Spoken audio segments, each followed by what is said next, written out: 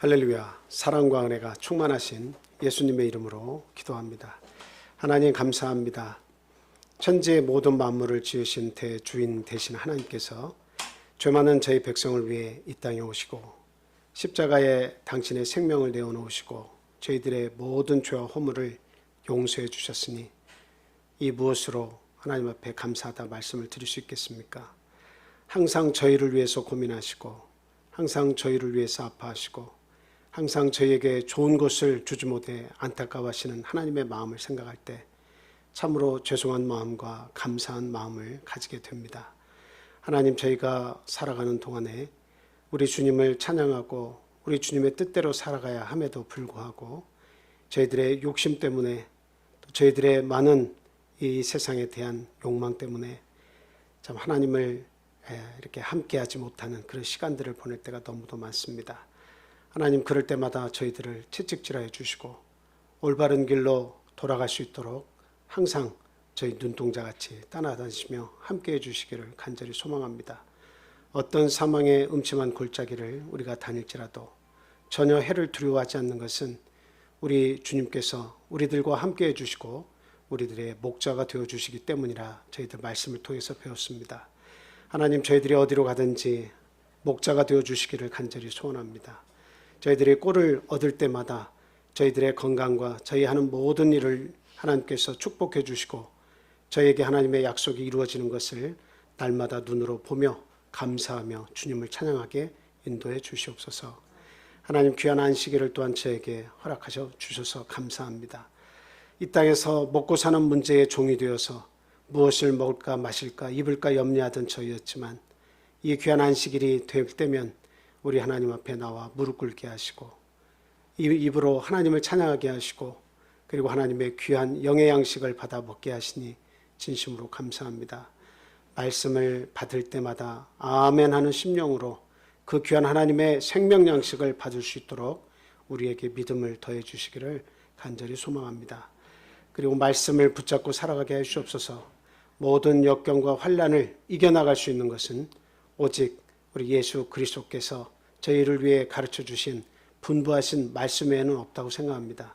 말씀을 기억하게 하시고 내 마음판에 새겨서 항상 주님의 말씀을 가지고 이 세상을 싸워 이기는 아주 믿음이 좋은 성도들 다 될 수 있게 주님 복 주시옵소서. 또한 귀한 안식일을 통해서 우리의 가족들과 또 하나님은 아직 알지 못하는 가족들을 위해서도 우리가 함께 기도합니다. 어디에 있든지 하나님 그 영혼을 불쌍히 여겨 주시옵소서.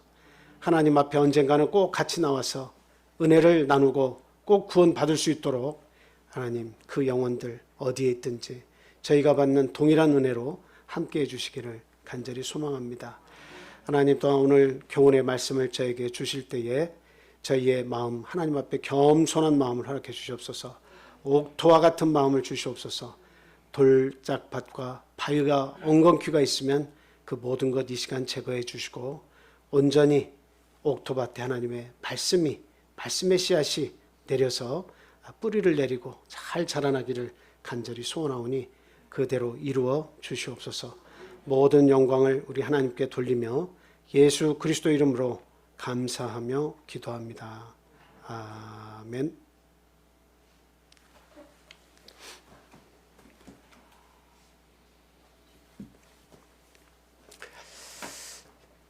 예수 그리스도 이름으로 하나님 말씀 전하겠습니다. 다 같이 본문 말씀 찾아보겠습니다. 사무엘 하 7장 1절에서부터 29절까지 있는 말씀입니다. 사무엘 하 7장 1절에서부터 29절까지 있는 말씀, 현정민 집사님께서 읽어주시겠습니다.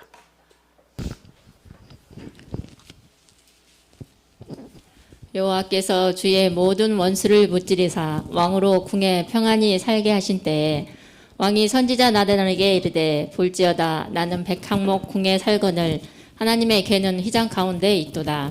나단이 왕께 아뢰되 여호와께서 왕과 함께 계시니 마음에 있는 모든 것을 행하소서 하니라. 그 밤에 여호와의 말씀이 나단에게 임하여 이르시되 가서 내 종 다윗에게 말하기를 여호와께서 이와 같이 말씀하시되 내가 나를 위하여 내가 살 집을 건축하겠느냐. 내가 이스라엘 자손을 애굽에서 인도하여 내던 날부터 오늘까지 집에 살지 아니하고 장막과 성막 안에서 다녔나니 이스라엘 자손과 더불어 다니는 모든 곳에서 내가 내 백성 이스라엘을 먹이라고 명령한 이스라엘 어느 지파들 가운데 하나에게 내가 말하기를 너희가 어찌하여 나를 위하여 백항목 집을 건축하지 아니하였느냐고 말하였느냐. 그러므로 이제 내 종 다윗에게 이와 같이 말하라. 만군의 여호와께서 이와 같이 말씀하시기를 내가 너를 목장 곧 양을 따르는 데에서 데려다가 내 백성 이스라엘 주권자로 삼고 내가 가는 모든 곳에서 내가 너와 함께 있어 내 모든 원수를 내 앞에서 멸하였은즉 땅에서 위대한 자들의 이름같이 내 이름을 위대하게 만들어 주리라. 내가 또 내 백성 이스라엘을 위하여 한 곳을 정하여 그를 심고 그를 거주하게 하고 다시 옮기지 못하게 하며 악한 종류로 전과 같이 그들을 해하지 못하게 하여 전에 내가 사사에게 명령하여 내 백성 이스라엘을 다스리던 때와 같지 아니하게 하고 너를 모든 원수에게서 벗어나 편히 쉬게 하리라. 여호와가 또 내게 이르노니 여호와가 너를 위하여 집을 짓고 내 수완이 차서 내 조상들과 함께 누울 때에 내가 내 몸에서 날 내 씨를 내 뒤에 세워 그의 나라를 견고하게 하리라. 그는 내 이름을 위하여 집을 건축할 것이요 나는 그의 나라 왕위를 영원히 견고하게 하리라. 나는 그에게 아버지가 되고 그는 내게 아들이 되리니 그가 만일 죄를 범하면 내가 사람의 매와 인생의 채찍으로 징계하려니와 내가 내 앞에서 물러나게 하는 사울에게서 내 은총을 빼앗은 것처럼 그에게서 빼앗지는 아니하리라. 내 집과 내 나라가 내 앞에서 영원히 보존되고 내 왕위가 영원히 견고하리라 하셨다 하라. 나단이 이 모든 말씀과 이 모든 계시대로 다윗에게 말하니라. 다윗 왕이 여호와 앞에 들어가 앉아 이르되 주 여호와여 나는 누구이오며 내 집은 무엇이기에 나를 여기까지 이르게 하셨나이까. 주 여호와여 주께서 이것을 오히려 적게 여기시고 또 종의 집에 있을 먼 장래 일까지도 말씀하셨나이다. 주 여호와여 이것이 사람의 법이니이다. 주 여호와는 주의 종을 아시오니 다윗이 다시 주께 무슨 말씀을 하오리이까. 주의 말씀으로 말미암아 주의 뜻대로 이 모든 큰 일을 행하사 주의 종에게 알게 하셨나이다. 그런즉 주 여호와여 이러므로 주는 위대하시니 이는 우리 귀로 들은 대로는 주와 같은 이가 없고 주 외에는 신이 없음이니이다. 땅의 어느 한 나라가 주의 백성 이스라엘과 같으리이까. 하나님이 가서 구속하사 자기 백성으로 삼아 주의 명성을 내시며 그들을 위하여 큰 일을 주의 땅을 위하여 두려운 일을 애국과 많은 나라들과 그의 신들에게서 구속하신 백성 앞에서 행하셨사오며 주께서 주의 백성 이스라엘을 세우사 영원히 주의 백성으로 삼으셨사오니 여호와여 주께서 그들의 하나님이 되셨나이다. 여호와 하나님이 이제 주의 종과 종의 집에 대하여 말씀하신 것을 영원히 세우셨사오며 말씀하신 대로 행하사 사람이 영원히 주의 이름을 크게 높여 이르기를 만군의 여호와는 이스라엘의 하나님이라 하게 하옵시며 주의 종 다윗의 집이 주 앞에 견고하게 하옵소서. 만군의 여호와 이스라엘의 하나님이여 주의 종의 길을 여시고 이르시기를 내가 너를 위하여 집을 세우리라 하셨으므로 주의 종이 이 기도로 주께 간구할 마음이 생겼나이다. 주 여호와여 오직 주는 하나님이시며 주의 말씀들이 참되시니이다. 주께서 이 좋은 것을 주의 종에게 말씀하셨사오니 이제 청하건대 종의 집에 복을 주사 주 앞에 영원히 있게 하옵소서. 주 여호와께서 말씀하셨사오니 주의 종의 집이 영원히 복을 받게 하옵소서 하니라. 아멘. 사무엘하 이 7장은 저희들이 쭉 읽어 내려왔습니다만 그 내용을 두 가지로 이렇게 요약해서 말씀을 드린다면 이게 첫 부분은 하나님께서 나단 선지자를 통해서 다윗과 그 언약, 약속을 주시는 그런 내용입니다. 그리고 이제 그 중간부터 마지막까지는 하나님께 대한 다윗의 기도를 이렇게 쭉 나열을 하고 있습니다. 그래서 많은 부분을 읽었지만 간단한 거예요. 그 하나님께서 다윗에게 주신 약속이 뭡니까? 약속은 다른 게 아니라 뭐예요? 네 나라를 영원히 견고하게 하겠다. 네 왕위를 영원토록 견고하게 쓰러지지 않게 하겠다. 그 말씀이죠. 그리고 그 내 씨를 이렇게 주어서 결과적으로는 네가 나를 위해서 전을 건축하겠다라고 했지만 내가 언제 너희 12지파 가운데에서 내가 먹이는 12지파 가운데에서 어느 지파에게 내가 백향목 궁에 거하고 싶다라고 말한 적이 있느냐? 나 말한 적 없지 않느냐? 지금 이렇게 얘기하고 있습니다. 그러니까 그러면서 다윗을 지금 하나님께서 축복을 하시는 거예요. 예. 지금 우리가 여기서 잘 알아야 되는 것은 그 1절, 2절 그 내용을 보면 그 여호와께서 주위에 모든 원수를 무찌르사 왕으로 궁에 편안히 살게 하신 때에 그랬죠. 다윗이 편안함에 있을 때 뭘 생각해낸 거예요?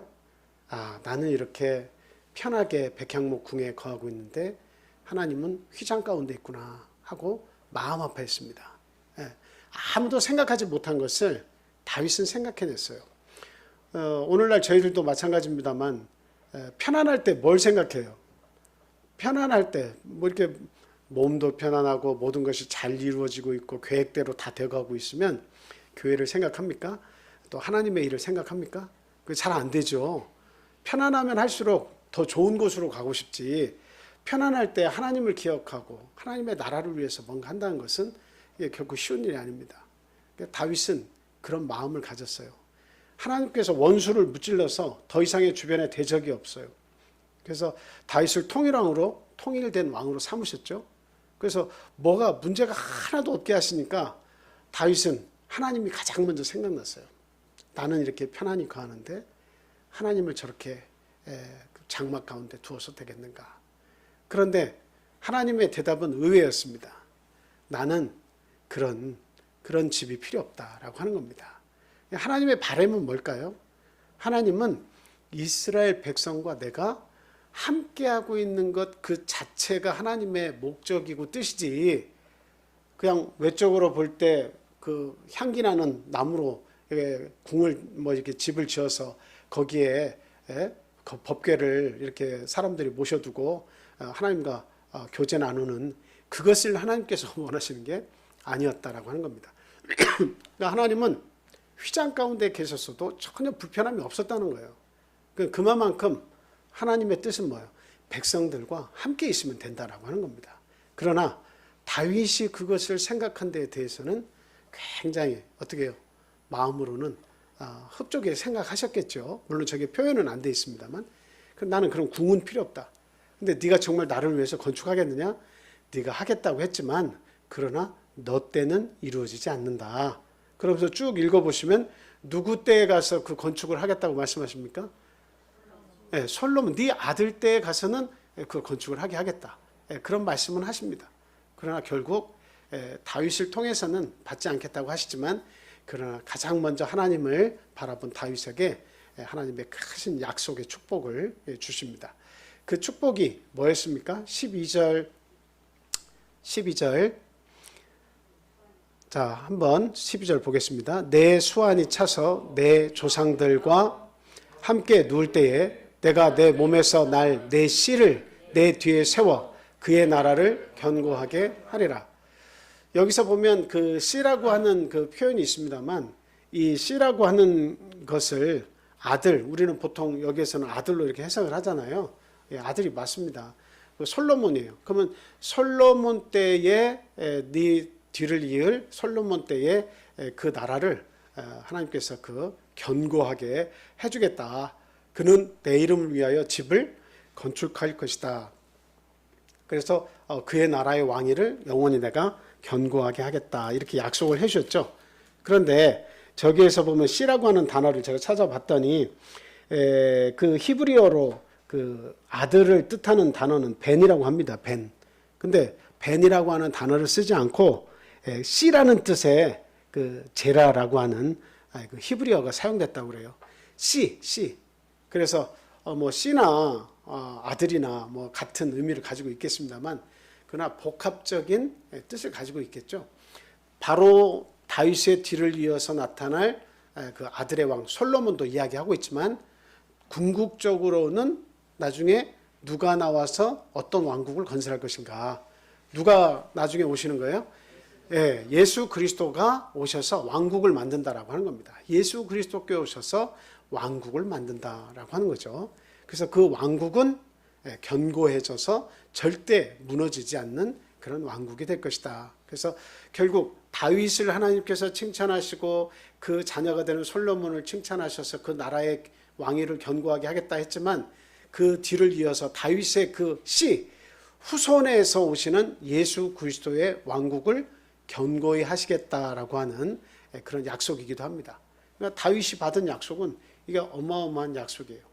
다윗의 혈통 가운데서 온 세상을 구원할 만왕의 왕이 오신다는 것, 예수 그리스도의 왕국이 형성된다는 것, 하나님이 그 축복을 다윗에게 지금 하고 계신 것이다. 이렇게 말씀을 드릴 수 있습니다. 결과적으로 우리도 예수 그리스도의 왕국 안에 들어왔죠. 그래서 우리가 그리스도 안에 있으면 결코 정죄함이 없느니라, 이 말씀은 예수 그리스도의 왕국에 머무르면 결국 정죄함이 없다라고 하는 거예요. 왜? 예수 그리스도께서 만왕의 왕이 되시고 모든 권위를 가지고 계시고 모든 힘을 가지고 계시기 때문에 얼마든지 그리스도 안에 있으면 어때요? 결과적으로 어떤 장애물도 우리에게 나타나서 우리를 해롭게 할 수가 없다라고 하는 것입니다. 그래서 오늘날 우리는 뭐 지금 천년왕국을 이야기하면 상당히 어렵겠습니다만 뭐 전천년설, 후천년설, 예수님이 재림하시기 전에 천년왕국이 이루어진다. 예수님이 오신 이후에 천년 동안 왕국이 이루어진다. 아니다. 우리가 사는 동안에 천년왕국이 이루어진다. 뭐 이런 그 나름대로의 주장들이 다 있습니다. 근데 이런 주장을 가지고 우리만 원래 너희들은 틀려 이렇게 접근하면 성경은 우리 것만 소유가 되는 거예요. 우리의 소유만 되는 거예요. 그러니까 성경은 얼마든지 가지고 있는 사람이 이렇게 해석하면 이렇게 되고 저렇게 해석하면 얼마든지 그렇게 해석은 할 수 있는 거예요.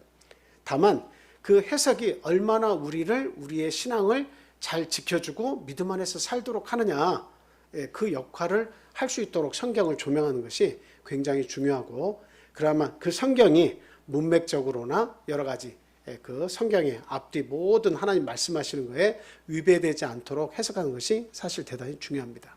그러면 우리가 이야기하는 천년 동안 왕노릇하리라 이 말씀에 천년은 도대체 어디에서 이루어진단 말입니까?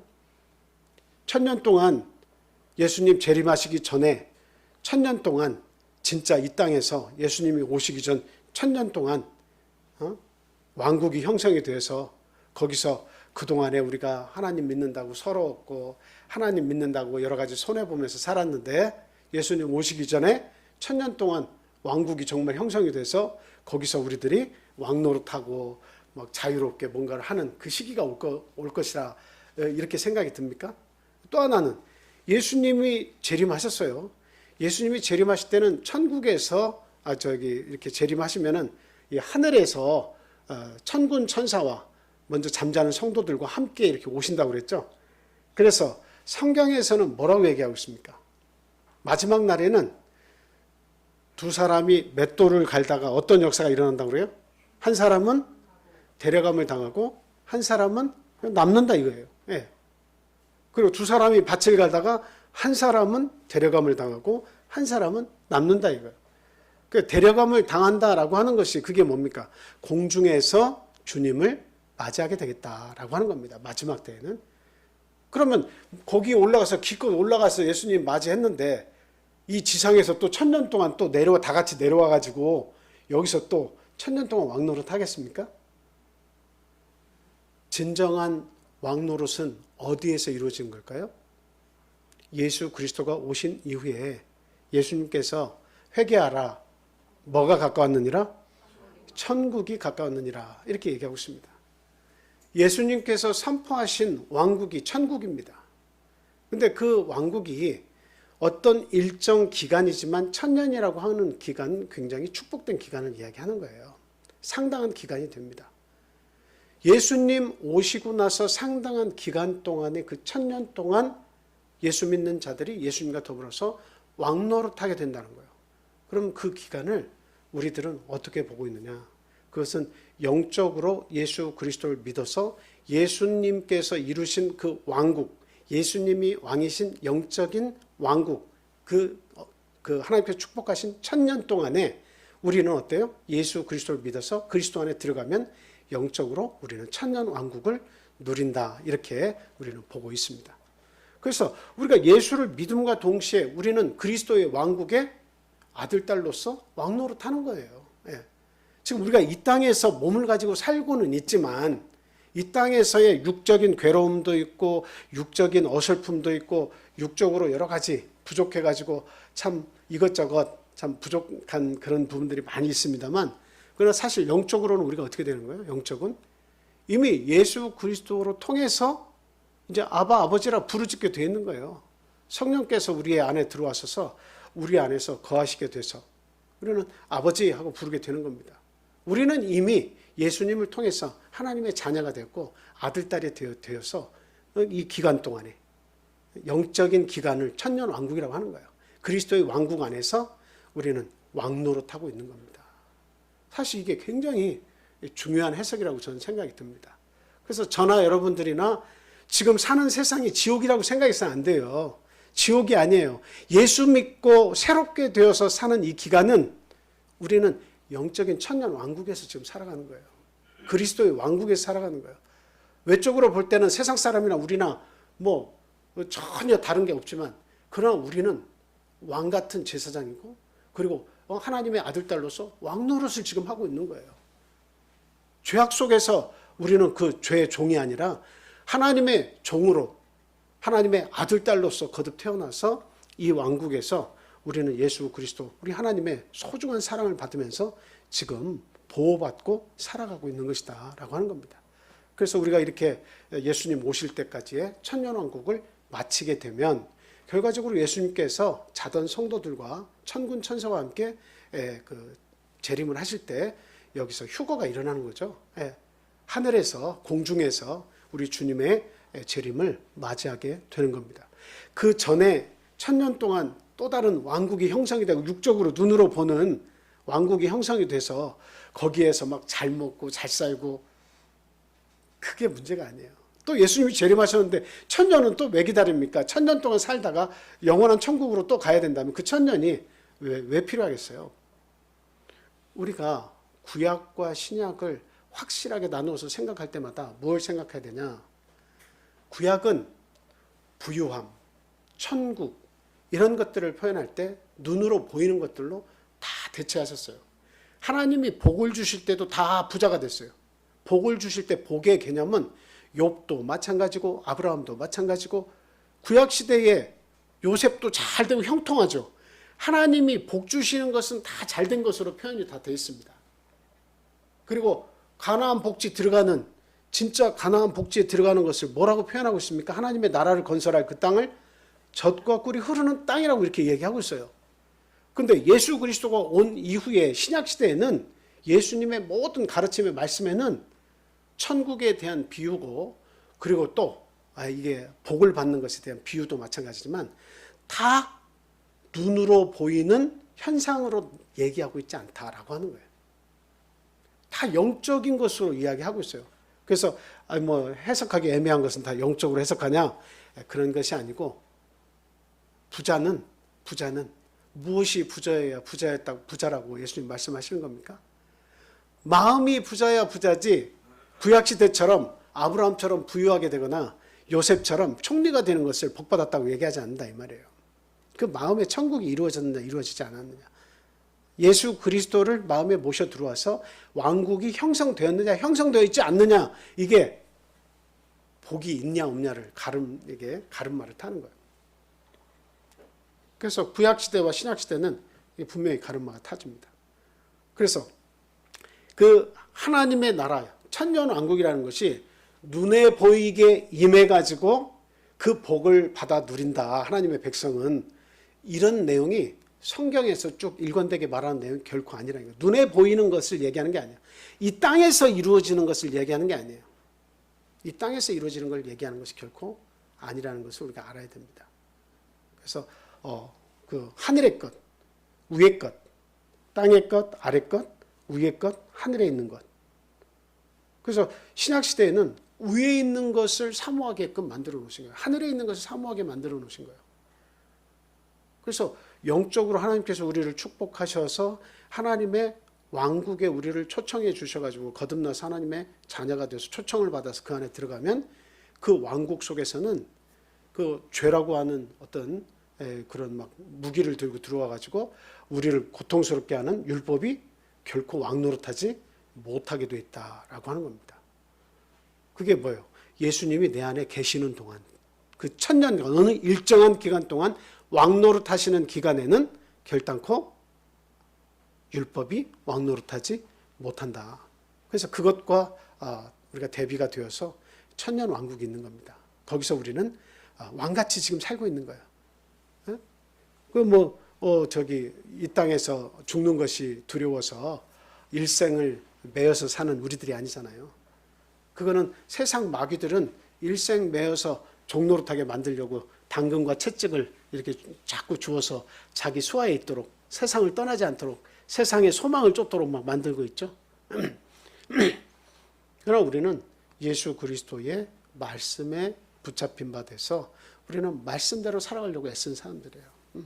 그래서 우리의 그 왕국에 들어오면 그 예수 그리스도의 왕국에서는 어떠한 정죄함이나 어떠한 괴로움이나 어떠한 고통과 눈물도 하나님께서 다 씻어주시게 돼 있어요. 그 왕국을 우리는 천년왕국이라고 그렇게 얘기합니다. 누구를 통해서 이루어지는 왕국이에요? 오늘날 다윗에게 약속하고 하나님께서 주시겠다고 거듭 말씀하신 그 사건이 다윗의 저 후손 솔로몬을 포함해서 저 후손에 가서 그 씨에 종국적으로 이루어질 예수 그리스도의 왕국 속에서 하나님께서 약속하신 다윗에게 약속하신 영원토록 그 나라가 견고하리라 하신 축복을 마지막까지 이루시겠다고 하는 겁니다. 그래서 오늘날 저 여러분 예수 믿고 침례받아서 하나님의 자녀가 되면 이미 우리는 예수 그리스도의 왕국 속에 있다는 것을 알아야 됩니다. 그래서 내가 그 왕 같은 제사장의 신분 또 하나님의 아들, 딸의 신분으로 살아야 한다라고 하는 것을 아셔야 돼요. 마음이 넉넉해져야 돼요. 하나님의 아들, 딸로서의 지금 우리가 믿음의 자녀로서 살아가는 것은 믿음이 넉넉하고 마음도 넉넉하고 세상에 대해서 이렇게 막 너무 욕심을 품고 살아서는 안 돼요. 그래서 그런 시도 있잖아요. 내 마음은 호수여 그대 저오 뭐 이런 갑자기 생각나는 식구가 있는데 우리 마음은 호수와 같이 넓어서 그대 저오 하는 것처럼 그 우리의 마음 속에서 성령의 충만함이 있어서 거기에서 죽은 사해 바다와 같지 않고 물이 살아 있어서 물고기들이 살고 배를 저어서 사람들이 오가고 그리고 그 속에서 물고기를 낚고 즐거워하는 그와 같은 그 아주 풍성한 은혜가 넘치는 그 왕국이 내 속에서 실제적으로 이루어져야 한다. 그게 하나님께서 축복하신 예수 그리스도의 왕국, 천년 왕국이다라고 하는 것을 잊지 말아야 됩니다. 그게 우리가 생각하는 육적으로 가나안 땅이면 충분합니다. 육적으로 그 땅에 들어가야 돼. 내가 젖과 꿀이 흐르는 땅을 줄 거야. 이것은 눈으로 보이는 땅을 충분히 얘기하신 거예요. 근데 예수 그리스도가 오셔서 그 회개하라 천국이 가까웠느니라 하나님의 나라가 가까웠어. 이건 왕국을 얘기하는 거거든요. 킹덤을 얘기하는 거예요. 근데 그 왕국이 가까웠는데 그 1000년 동안 예수님이 재림하실 동안에 일정 기간 동안의 왕국을 하나님께 주셨는데 구원받은 우리가 항상 눈살 찌푸리고 있고 내 마음은 어둡고 내 마음은 갈팡질팡하고 내 마음은 이렇게 그 접시물 같고 만약에 이렇다고 생각해 보세요. 그게 하나님의 왕국의 아들, 딸의 모습입니까? 그렇지가 않죠. 그래서 저희들은 구원받은 자로서 또 하나님의 왕국 속에서 사는 아들, 딸로서 좀 더 큰 소망 또 하늘의 것을 추구하면서 이 땅에서 자신만만하게 믿음의 삶을 살아야겠다 하는 말씀을 드립니다. 자, 그래서 이제 그 왕국에 대한 하나님의 축복이 이 전반부에는 있고 나단 선지자를 통해서 이야기하고 있고요. 그 다음에 이제 후반부에 딱 들어가서는 다윗이 하나님 앞에 기도를 하는데 그 기도의 내용이 상당히 깁니다. 길지만 근데 그 내용은 함축적인 내용으로 이렇게 간단하게 말씀드리자면 18절 한번 보여주세요. 본문 18절에 보면 다윗 왕이 여호와 앞에 들어가 앉아서 이르되 주 여호와여 나는 누구이오며 내 집은 무엇이기에 나를 여기까지 이르게 하셨나이까. 이 구절하고 마지막 구절만 보면 됩니다. 네, 그 말씀 뭐냐면 내가 누구이기에 하나님이 여기까지 오게 했습니까? 하나님이 그 크신 축복을 다윗에게 네 씨들이 축복을 받아서 종국적으로는 메시아가 오실 것이다 라는 이런 축복까지 해주셨는데 다윗은 그 축복을 받으면서 도대체 내가 누구길래 나 같은 자를 불러서 여기까지 오게 하셨습니까? 라고 아주 겸손한 마음으로 하나님께 참 얼굴을 어떻게 감사하지만 얼굴을 감히 들지 못하겠습니다 하는 마음으로 지금 하나님 앞에 기도하는 거예요. 하나님 앞에 저는 겸손이 있어요. 그러면서 쭉 하나님께서 크신 은혜를 베풀어 주셔서 너무나 감사하다 이야기하면서 마지막 29절에서 하는 이게 다윗의 진정한 마음입니다. 29절 한번 같이 읽겠습니다. 시작. 이제 청하건대 종의 집에 복을 주사 주 앞에 영원히 있게 하옵소서. 주 여호와께서 말씀하셨사오니 주의 종의 집이 영원히 복을 받게 하옵소서 하니라. 아멘. 다른 거 없어요. 나에게 이렇게 큰 은혜를 베푸셨사오니 내 집에 하나님 복을 주실 때 그냥 하나님 떠나지 않게만 해주십시오. 하나님 가까이에서만 하나님을 모시면서 내 자손이 그냥 하나님만 믿게 해주십시오. 내 집이 하나님 말씀대로 영원토록 주님 곁에만 있게 해주십시오. 저나 여러분이나 우리 기도 제목 중에 가장 확실한 기도 제목이 뭡니까? 예수님 나와 함께 해주십시오. 이게 기도에 끼지 않는 부분이 없죠. 항상 저와 함께 해주세요. 네. 저와 함께 해주세요. 종종 그런 생각을 좀 해봅니다. 요나를 생각해 볼 때도 있고요. 그리고 선교사 한 사람이 이라크입니까? 어느 지역에서 IS한테 목배임을 당하는 그런 유튜브가 한동안 이렇게 돌아다녔잖아요. 참 이렇게 기가 막힐 웅덩이, 사망의 음침한 골짜기. 만약에 내가 거기에 그렇게 빠져 있게 되면 나는 어떨까? 이런 생각을 하게 됩니다. 그리고 최근에는 비행기가 수직으로 하강해가지고 땅 속에 막 10몇 미터까지 파고 들어가가지고 박혀 있는 그런 상황을 보면서 한 명도 살아남지 않은 그런 사건을 또 이렇게 보면서 내가 만약에 저런 상황에 있다면 나는 어떤 행동을 취할까? 이것을 이렇게 생각을 곰곰이 해봤어요. 여러분도 그런 생각 해볼 때 있어요? 특히 요나 같은 경우는 살아있는데 다른 것은 그냥 조금 있으면 이제 죽으니까 소리를 치면서 하나님하고 어떻게 하게 보겠지만 이것은 목숨이 금방 끊어지지도 않으면서 그 두려움 속에서 가장 어둡고 두려움 속에서 많은 시간을 보내야 되는 거죠. 그러나 그 미래는 결코 투명하지 않습니다. 미래는 정말 두려움이 지속되는 거예요.